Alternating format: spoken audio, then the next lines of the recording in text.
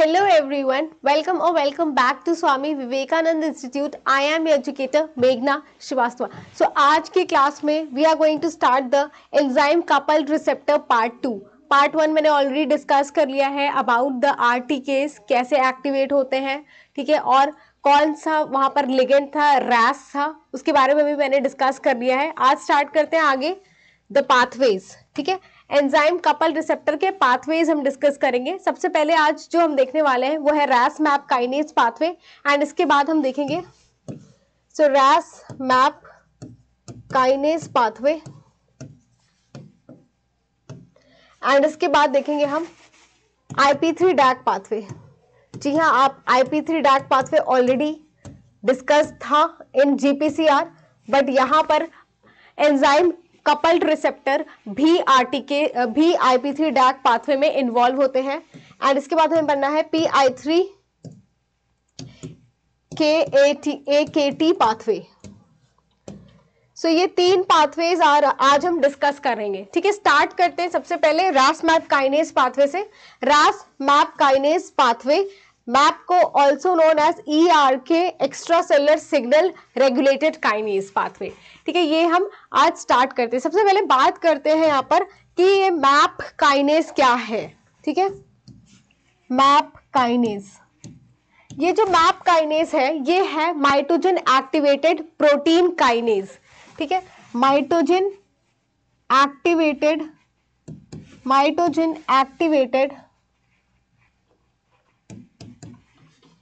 Protein kinase. ये जो माइटोजन activated protein kinase है ये एक्टिवेटेड बाय रैस. सो रैस के बारे में मैंने आपको बहुत सारी बातें बताई थी. रैस मॉलिक्यूलर स्विच की तरह काम करता है, एक्टिवेट होता है जब GTP बाउंड होता है, इनएक्टिव होता है जब GTP बाउंड होता है. वो सारी चीजें आज हम इस पाथवे में देखेंगे कि कैसे ये पाथवे चलता है. ठीक है, सो ये पाथवे बेसिकली किस लिए होता है, ये सेलुलर प्रोलिफरेशन एंड ग्रोथ के लिए होता है, सेल के सर्वाइवल के लिए पाथवे होता है. ये जो माइटोजन एक्टिवेटेड प्रोटीन काइनेज है ये एक सेरीन थ्रेओनिन काइनेज है. सेरीन थ्रेओनिन काइनेज का क्या मतलब, काइनेजेस के बारे में मैंने आपको ऑलरेडी बताया है कि काइनेजेस क्या करते हैं, फॉस्फोरिलेशन का प्रोसेस करते हैं, मींस फॉस्फेट का एडिशन, और कहां पर करेंगे, प्रोटीन के अमीनो एसिड रेसिड्यूज पे. सो ये जो मैप काइनेज है ये स्पेसिफिकली सेरीन या फिर थ्रेओनिन रेसिड्यूज पे फॉस्फोरिलेशन करेगा. ठीक है, तो ये हमारा क्या है, मैप काइनेज पाथवे के बारे में डिस्कस करना है. तो सबसे पहले कैसे RTK एक्टिवेट करता है रैस को. ठीक है, यहां पर आप देख सकते हैं बहुत सारे प्रोटीन्स के नाम मेंशन्ड है. ठीक है, इनके बारे में जानना है, जैसे GRB2. ये जो GRB2 है ये अडेप्टर प्रोटीन है, अगर मैं बात करूं जब लिगेंड बाइंड करता है एंजाइम लिंक्ड रिसेप्टर से, तो enzyme linked receptor inactive form में मोनोमर के फॉर्म में होते हैं. ठीक है, ये ऑलरेडी मैंने आपको बताया था कि जो RTKs होते हैं रिसेप्टर टायरोसिन काइनेज, ये क्या होते हैं, इनएक्टिव मोनोमर के फॉर्म में प्रेजेंट होते हैं मेम्ब्रेन में.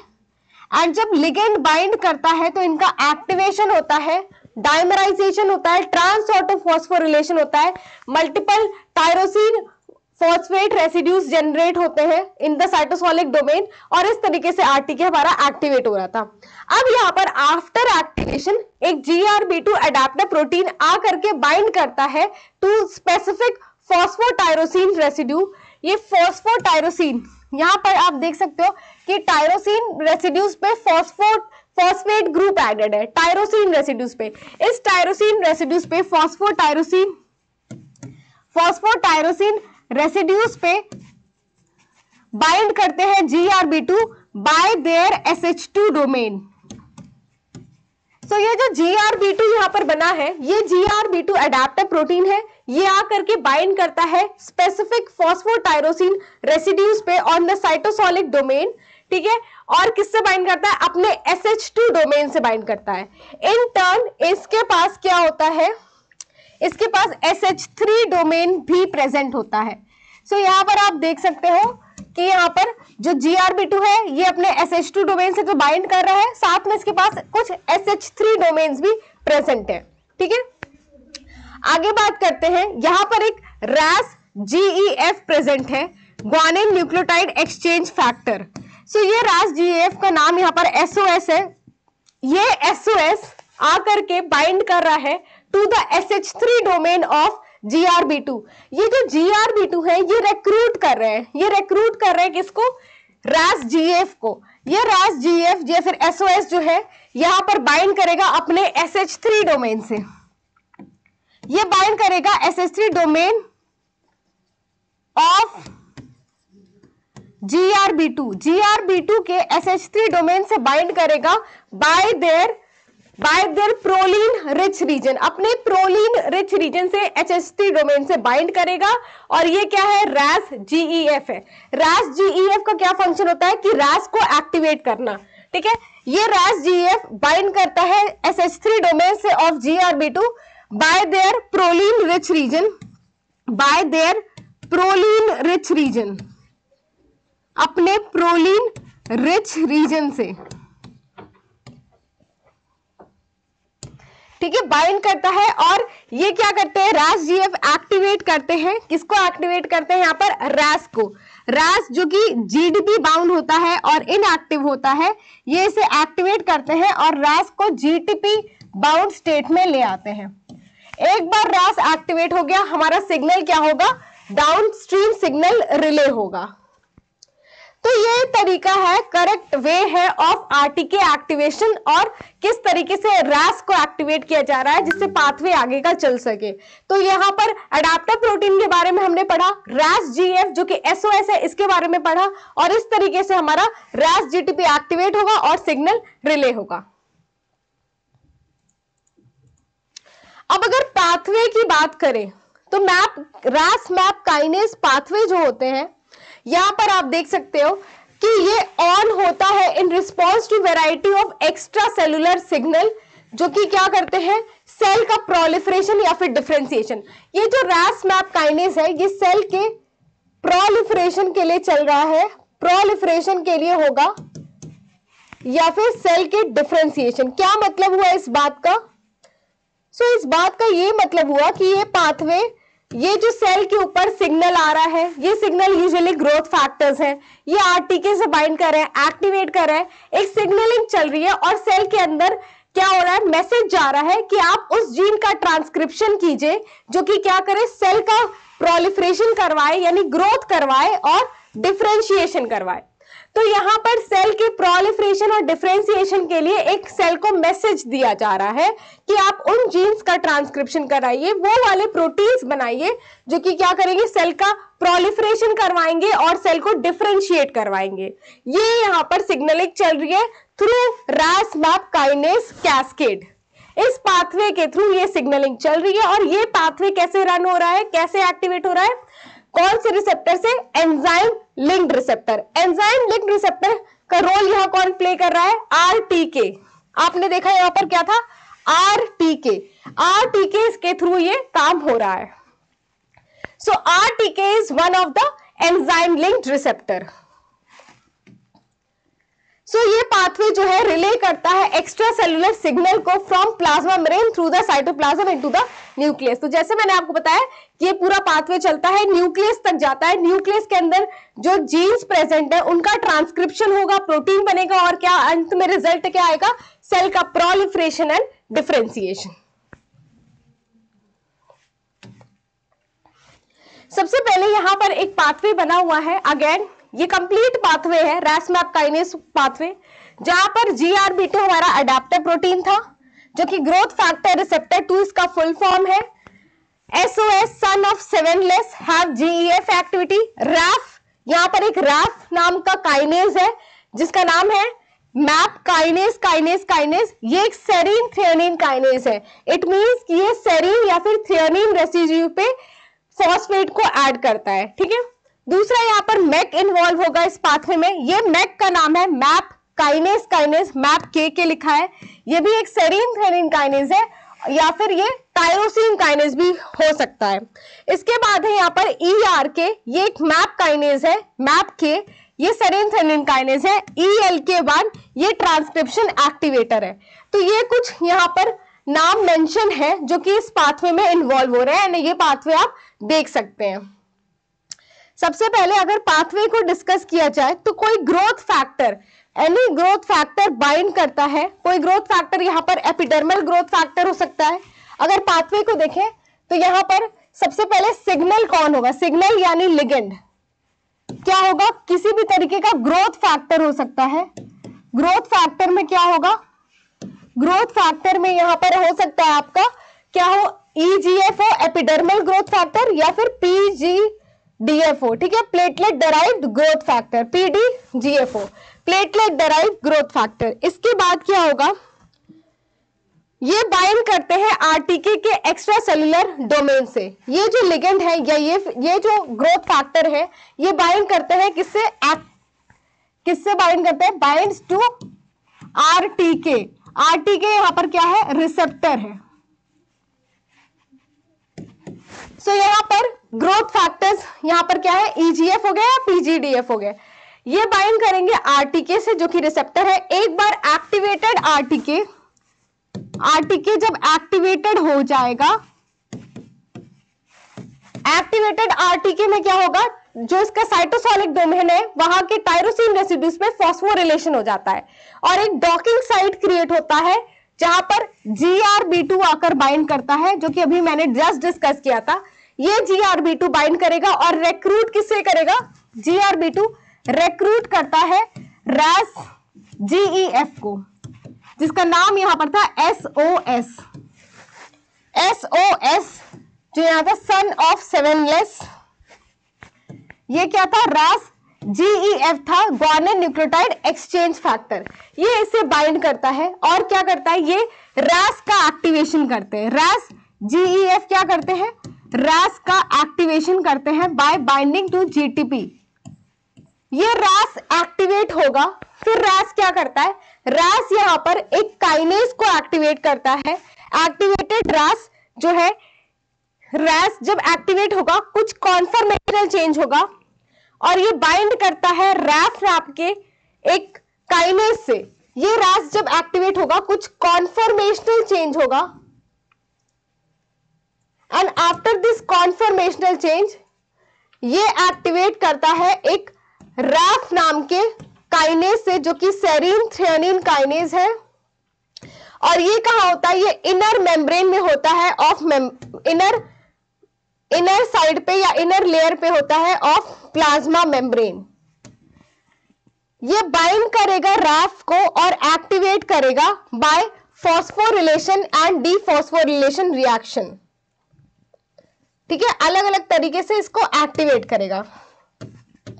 एंड डीफॉस्फोरिलेशन रिएक्शन,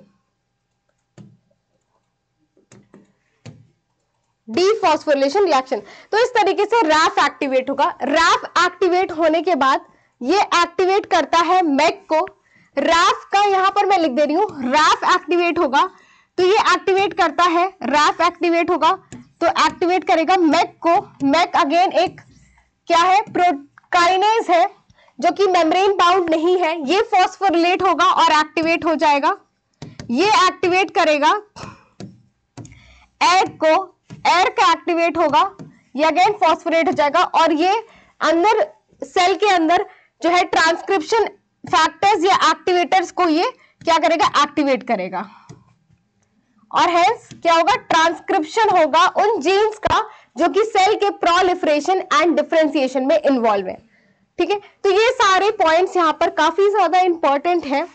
अगर मैं पाथवे डिस्कस करूं आपसे, आप देख सकते हैं या एक्टिवेटेड आरटीके है क्योंकि यहाँ लिगेंड बाइंड हो चुका है। लिगेंड हमारा कोई ग्रोथ फैक्टर हो सकता है, ये बाइंड हुआ, आरटीके को एक्टिवेट हुआ। आरटीके एक्टिवेशन का क्या मतलब है, मैंने लास्ट वीडियो में आपको एक्सप्लेन किया था कि जो टायरोसिन रेसिड्यूज है, सबसे पहले ट्रांस ऑटोफॉस्फोरिलेशन होता है, ठीक है, टायरोसिन रेसिड्यूज में फॉस्फेट ऐड करते हैं। एक बार फॉस्फोरिलेशन हो गया, ट्रांस ऑटोफॉस्फोरिलेशन, ये अपने साइटोसोलिक डोमेन पे ही मल्टीपल जगह फॉस्फेट को ऐड करते हैं ऑन टायरोसिन रेसिड्यूज और एक डॉकिंग साइट क्रिएट करते हैं जिससे कि अडेप्टर प्रोटीन जाकर के बाइंड करता है। ये अडेप्टर प्रोटीन अपने SH2 डोमेन से बाइंड करता है और ये रिक्रूट करता है RAS-GEF को। ये RAS-GEF अपने प्रोलिन रिच रीजन से जाकर के बाइंड करता है to the SH3 domain of GRB2। ये RAS-GEF का फंक्शन है, ये RAS को एक्टिवेट करता है, उसके GTP बाउंड करेगा और RAS हमारा एक्टिवेट हो जाएगा। RAS प्रोटीन जैसे ही एक्टिवेट होगा ये मेम्ब्रेन में प्रेजेंट एक काइनेज को एक्टिवेट करेगा जिसका नाम है मैप काइनेज और RAF।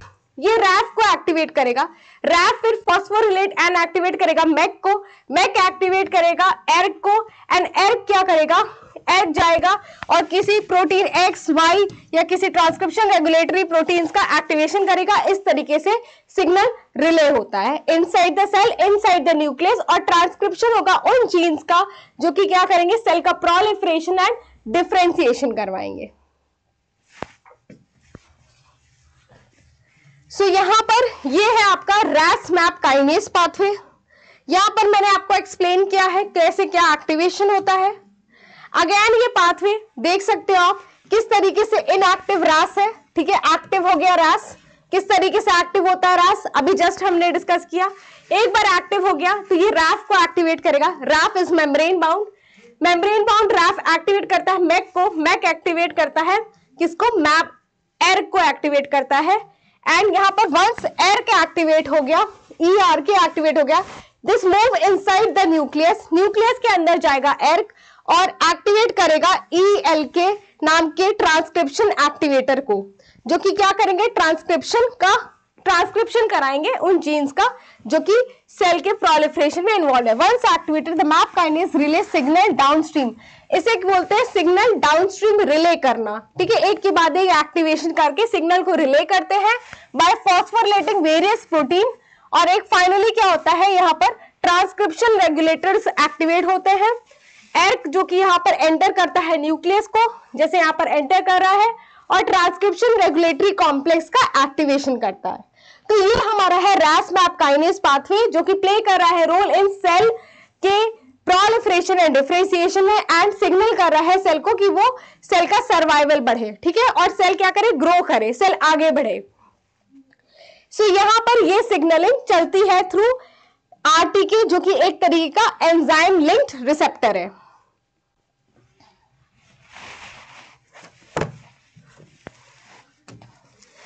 सो ये था आपका RAS मैप काइनेज पाथवे। सारे फैक्टर्स के नाम अलॉन्ग विद द पाथवेज मैंने एक्सप्लेन कर दिया। अब स्टार्ट करते हैं IP3 DAC pathway. IP3 DAC pathway हमने ऑलरेडी GPCR में पढ़ा है ना, पढ़ा है, right. But here also in enzyme linked receptor, enzyme coupled receptor में भी हमें पढ़ना है। कैसे पढ़ना है पाथवे को, सब कुछ सेम है, बस यहाँ पर RTK के थ्रू एक्टिवेशन होता है और बाकी चीजें सेम होती हैं जैसे कि जी प्रोटीन में हमने पढ़ा था, ठीक है। यहाँ क्या होगा, सेम RTK मोनोमर के फॉर्म में होगा जो हमने इनिशियल एक्टिवेशन पढ़ा है कि RTK क्या होता है, मोनोमेरिक फॉर्म में प्रेजेंट होता है मेम्ब्रेन में, ठीक है। इनएक्टिव मोनोमर होता है RTK, इनएक्टिव होता है ना, मोनोमर के फॉर्म में होता है। एक बार क्या हो गया, यहाँ पर ग्रोथ फैक्टर बाइंड होगा जो कि लिगेंड है, क्या होगा, रिसेप्टर, यहाँ पर क्या होगा, डाइमराइजेशन होगा, ट्रांस ऑटोफॉस्फोरिलेशन होगा, टायरोसिन रेसिड्यूज पे फॉस्फेट को ऐड किया जाएगा एंड यहाँ पर मल्टीपल डॉकिंग साइट क्रिएट होगी। अब यहाँ पर PLC गामा हमने GPCR में पढ़ा था, फॉस्फोलाइपेज C का दूसरा आइसोफॉर्म पढ़ा था PLC बीटा। बट यहाँ RTK के थ्रू यहाँ पर PLC गामा एंजाइम एक्टिवेट होगा जो कि दूसरा आइसोफॉर्म है ऑफ फॉस्फोलाइपेज C। ये एक्टिवेट होगा by binding to the tyrosine residues, phosphotyrosine residues of the receptor के साइटोसोलिक डोमेन पे जो फॉस्फोटायरोसिन रेसिड्यूज जनरेट हुए हैं, ये अपने phospholipase C gamma PLC gamma अपने SH2 डोमेन से बाइंड करते हैं फॉस्फोटायरोसिन रेसिड्यूज पे एंड यहाँ पर इनका सबस्ट्रेट है PIP2 फॉस्फोइनोसिटाइड 4,5 बिस फॉस्फेट जो कि एक तरह का फॉस्फोलिपिड है। ये मेम्ब्रेन के इनर हाफ में प्रेजेंट होता है। ये इसका फॉस्फोलाइपेज गामा क्लीव करता है PIP2 को IP3 और डैग में। IP3 डैग में क्या आगे फंक्शन होता है, सिमिलर फंक्शन होता है जैसे कि GPCR में होता है। IP3 मूव करेगा ER पे, अपने रिसेप्टर पे बाइंड करेगा और कैल्शियम आयन को रिलीज करवाएगा।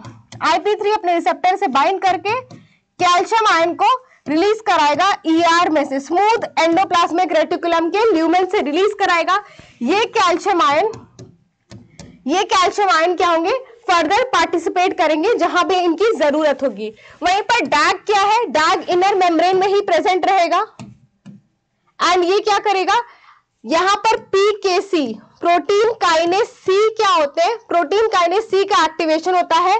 Protein kinase C plus calcium ion जा करके डैग के साथ इंटरैक्ट करते हैं अलोंग विथ फॉस्फेटिडिल सेरीन, जो कि एक तरह का फॉस्फोलिपिड है, जो कि अगेन प्रेजेंट होता है इनर मेम्ब्रेन में of the plasma membrane. And क्या होते हैं, यहां पर एक्टिवेशन होता है किसका, PKC का। वंस PKC इज एक्टिवेटेड, यहां पर ये रिस्पॉन्स शो करेंगे।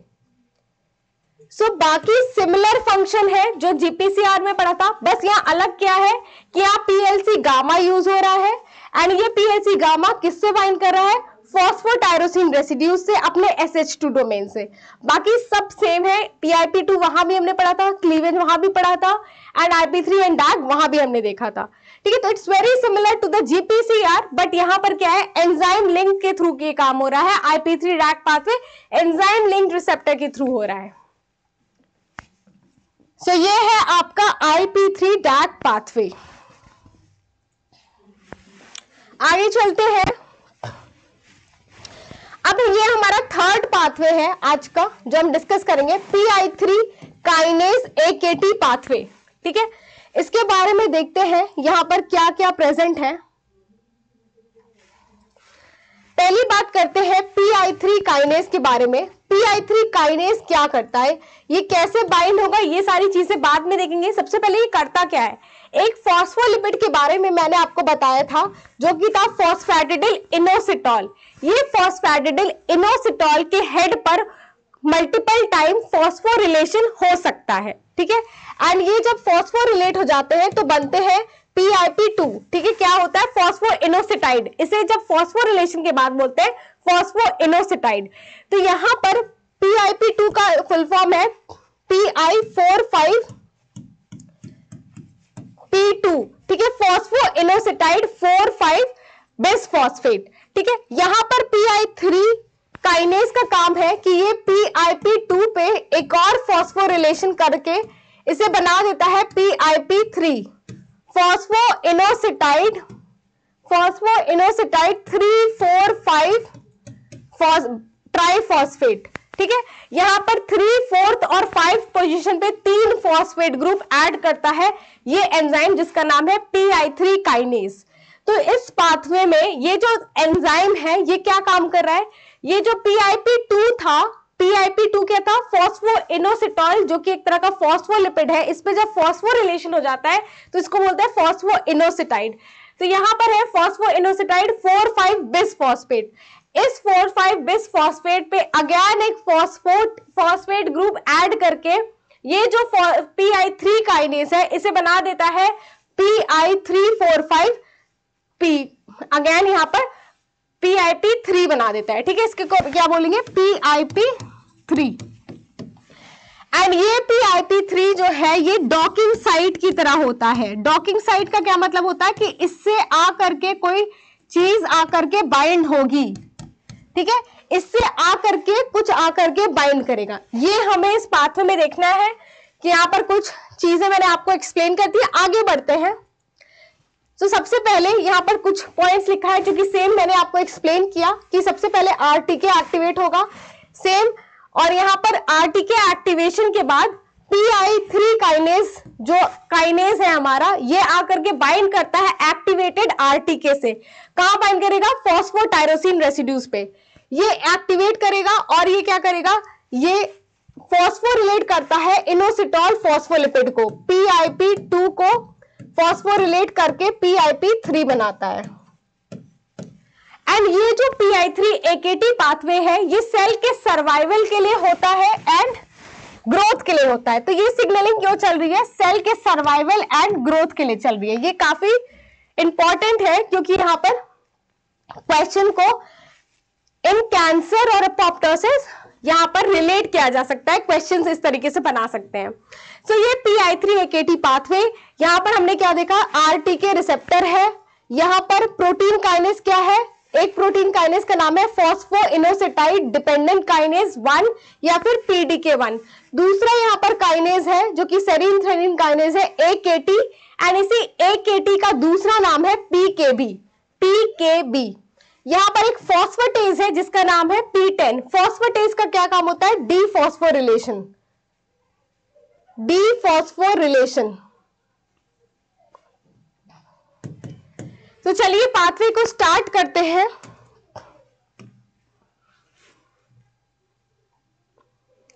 तो हमने क्या बात की कि सबसे पहले PI3 काइनेज की बात करते हैं। ये PI3 काइनेज PIP2 पे एक फॉस्फेट ऐड करके इसे बना देता है PIP3।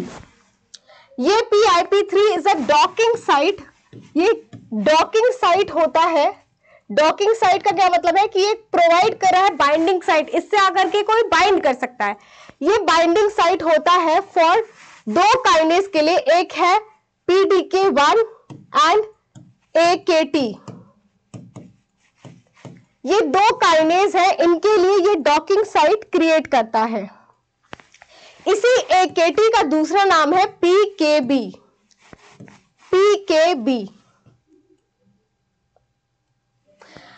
सो यहां पर इस पाथवे में इतना काम, सबसे पहले ये काम होगा जो कि मैंने आपको बताया है। यहां पर PDK1 जो है, यहां पर आप सबसे पहले पाथवे को देखते हैं, फिर ज्यादा समझ में आएगा।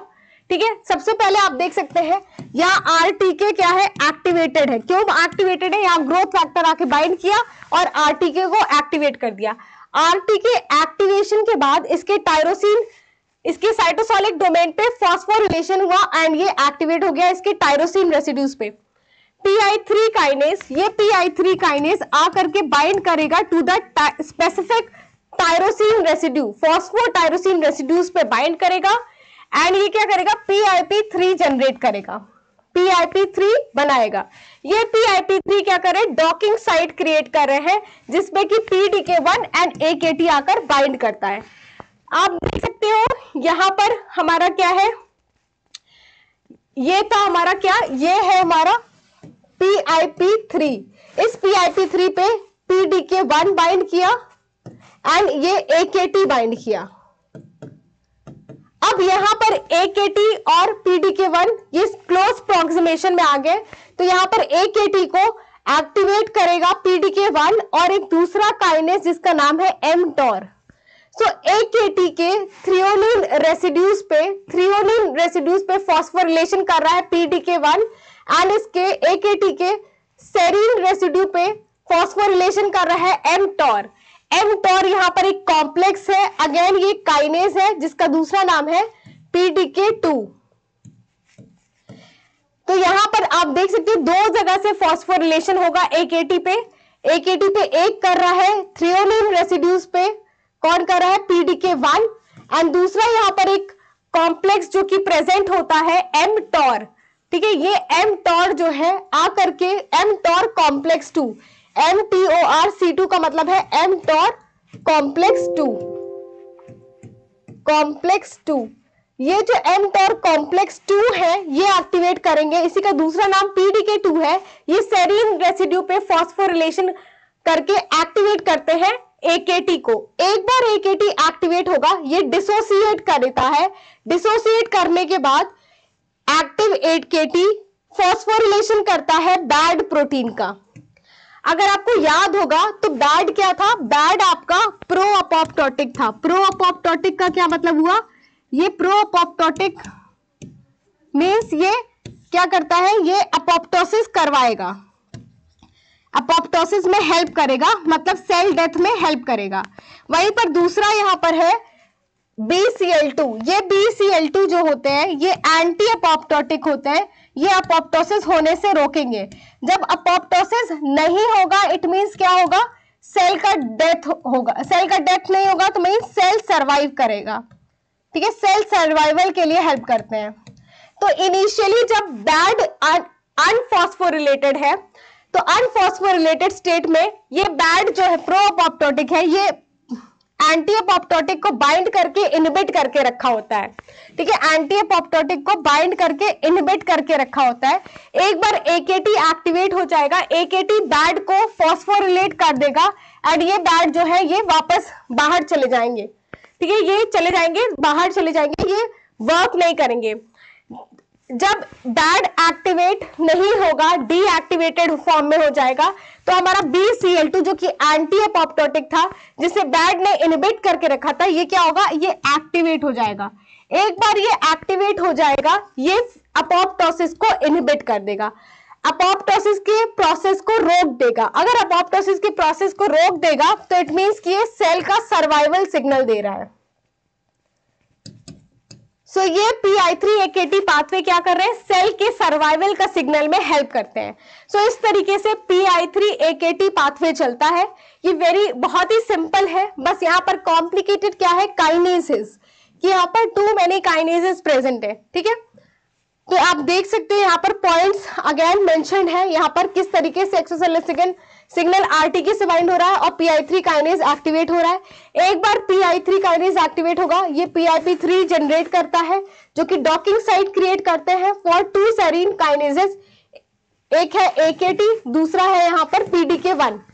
एक बार AKT और PDK1 जब क्लोज प्रॉक्सिमिटी में आ जाएंगे प्लाज्मा मेम्ब्रेन में, AKT फॉस्फोरिलेट होता है एक तरफ सेरीन रेसिड्यूज से और एक तरफ अपने सेरीन रेसिड्यूज पे, और एक तरफ कौन कर रहा है, mTOR कॉम्प्लेक्स 2, जो कि जिसका नाम है यहाँ पर PDK2, और यहाँ पर इसके थ्रियोनिन पे कर रहा है PDK1। एक बार ये एक्टिवेट हो गया, AKT डिसोसिएट करेगा और क्या करेगा, फॉस्फोरिलेट करता है टारगेट प्रोटीन को। एक इसका टारगेट प्रोटीन है बैड, जो कि क्या है, प्रो अपोप्टोटिक। जब बैड अनफॉस्फोरिलेटेड होता है तो एंटी अपोप्टोटिक BCl2 को होल्ड करके इनएक्टिव स्टेट में रखता है। एक बार फॉस्फोरिलेट हो जाएगा बैड, ये रिलीज कर देगा BCl2 को जो कि एंटी अपोप्टोटिक है। इस तरीके से सेल का सर्वाइवल प्रमोट होता है। तो ये हमारा AKT PI3-AKT पाथवे जो है ये सेल के सर्वाइवल में रोल प्ले करता है। तो यहाँ पर पॉइंट्स हैं और यहाँ पर पूरा पाथवे मैंने आपको एक्सप्लेन करा है। अब यहाँ पर PI3-AKT पाथवे जो है ये सिग्नलिंग कैसे स्टॉप होती है, बाय P10। P10 क्या करता है, P10 एक फॉस्फेटेज है एंड फॉस्फेटेज का काम मैंने आपको बताया था, जैसे काइनेजेस फॉस्फेट का एडिशन करते हैं, ये P10 क्या करता है, डीफॉस्फोरिलेशन करता है, यानी फॉस्फेट का रिमूवल करता है।